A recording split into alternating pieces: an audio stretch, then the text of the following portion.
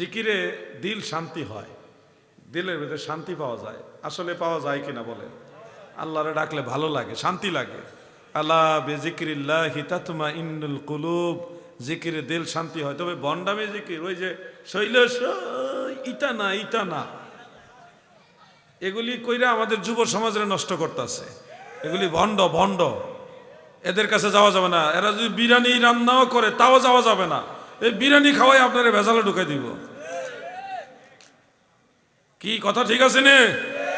বিরিয়ানি দাওয়াত পেলে আবার দৌড় মারেন না যে ডাক দিছে কি একটু নাচাই, নাচানাচি করা যাবে না। আপনার যদি ফায়েজ বেশি হয়ে যায়, জজবা বেশি হয়ে যায়, আপনি দাঁড়ায় জিকির করতে পারেন, তবে নাচানাচি করে না, একটু ব্যালেন্স করে।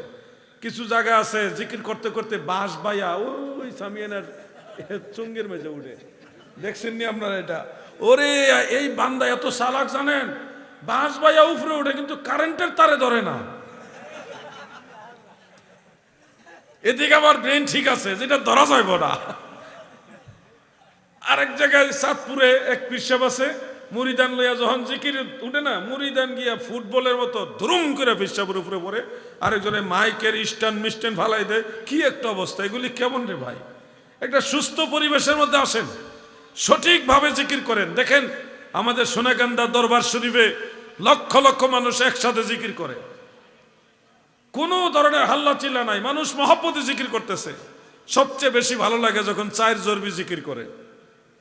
চার জরবি মানে এক নিঃশ্বাসে চারবার করে আল্লাহ আল্লাহ করে ডাকা। যেমন আল্লাহ আল্লাহ আল্লাহ আল্লাহ আল্লাহ আল্লাহ আল্লাহ আল্লাহ আল্লাহ আল্লাহ আল্লাহ আল্লাহ আল্লাহ আল্লাহ আল্লাহ আল্লাহ।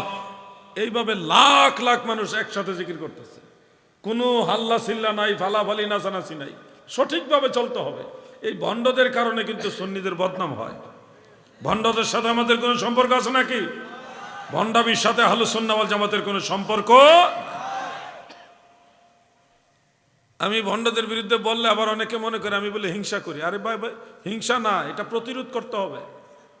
মানুষ কিন্তু এই ভণ্ডামির কারণে আমাদেরকে ভুল বুঝে।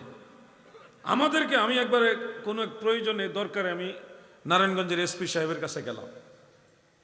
উনি আমাকে পায় খুব খুশি আনন্দিত, চা কফি খাওয়াইতে চাইলো। আমি বললাম ঠিক আছে দেন। তো দিল, চা খাইতেছি, আর ফাঁকে উনি বলে জিহাদি সাহেব একটা কথা বলি, মনে কষ্ট নিয়েন না, আপনার আলোচনাও শুনি, অমুক অমুক অমুকের আলোচনা শুনি, কিন্তু এগুলি কেন করে? এই যে হেক্কুর হুক্কুর করে, এগুলি কে, মানে এগুলি কে আমার একটু বোঝায় দেন তো।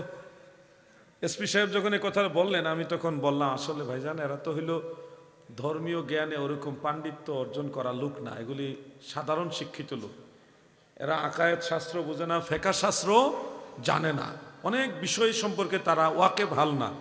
না তারা তো মাওলানা, তারাও তো মাওলানা, লেখা আছে। সব মাওলানা কি মাওলানা?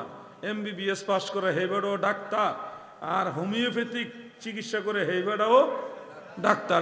ডাক্তারে বেশ কম আসেনি ভাই। এখন যারা ওই ফার্মাসিস্ট আছে না, ফার্মাসিস্ট হেবেডও ডাক্তার লেখে। তো সব ডাক্তার তো এক না ভাই। আমি বললাম যে ওইটা হইলো হাতুড়ি ডাক্তার, হাতুড়ি মাওলানা আর কি। সব মাওলানা না, কামেল পাস করে আইসে মেশকাত শরীফ পড়তে পারে না, এমন মাওলানাও আমাদের দেশে আছে। তো এই জন্য আপনাদের বুঝতে হবে যে সঠিক আলেম যারা, তাদের কাছ থেকে সঠিক শিক্ষাটা নিতে হবে।